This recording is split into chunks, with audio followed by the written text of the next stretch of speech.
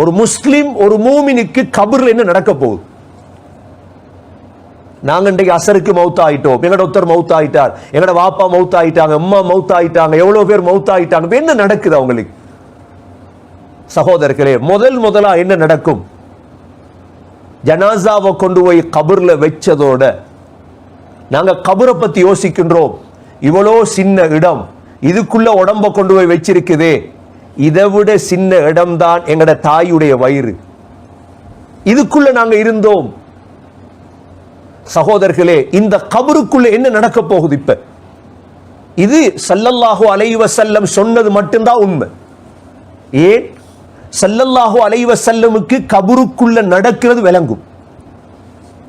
ஒரு தடவை ஸல்லல்லாஹு அலைஹி வஸல்லம் 2 கபரை கடந்து போறாங்க. கபர்ல வேதனை நடக்குது. சொன்னாங்க, மா யுஅzzபானி ஃபீ கபீர். இந்த கபர்ல வேதனை நடக்கிறது இவங்க செய்த பெரிய பாவங்களுக்கு அல்ல. ஒரு ஆள் செஞ்ச பாவம் என்ன தெரியுமா? கோல் சொல்றது, போய் பின்னால பேசுறது மாதிரி கபர்ல வேதனை இருக்கப்பா.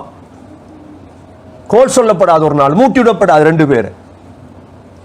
மற்றவர் செஞ்ச பாவம் என்ன தெரியுமா?